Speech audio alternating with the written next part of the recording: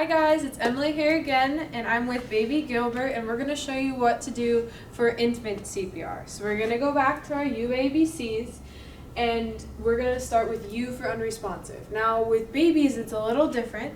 What you want to do is you want to tap on the feet, and then this baby's name is Gilbert, so I'm going to say, "Hey Gilbert, hey Gilbert."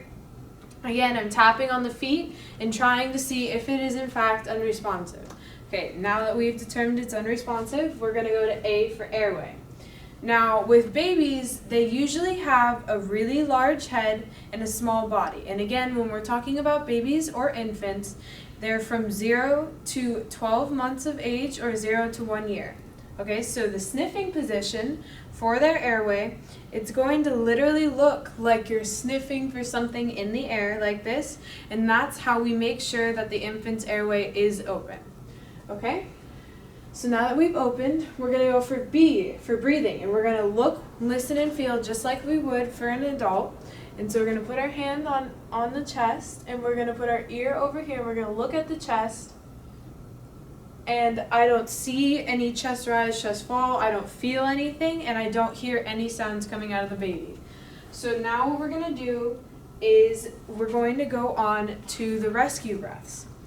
Now, so what we're going to do here is, again, you're creating a tight seal, and you're going over the nose and the mouth if you're just going to do it without any sort of protection.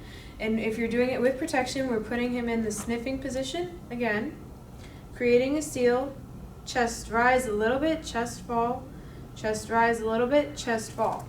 And you only want to put in about as much air as it would take to fill up your cheeks like this. That's the only amount of air you need because the infant's lungs are so small. Okay? And now that we've given the 2 rescue breaths in under 10 seconds, we're going to go on to circulation. So that's the 2, and we're going to do 30 compressions. Now with infants, we're only pressing in about 1 inch to 1.5 inches, and instead of using the heel of our hands like we would with adults or children, we're using these 2 fingers. Now we're going to find the bottom of the breastbone again, and we're going to push in about 1.5 inches, up, down, making sure that the chest fully comes back up before you go back down, fully comes back up before you go back down. Again, at about 100 to 120 beats per minute. Another way we can do this is by taking our 2 thumbs and going to the bottom of the breastbone again and doing the same thing at 100 to 120 beats per minute.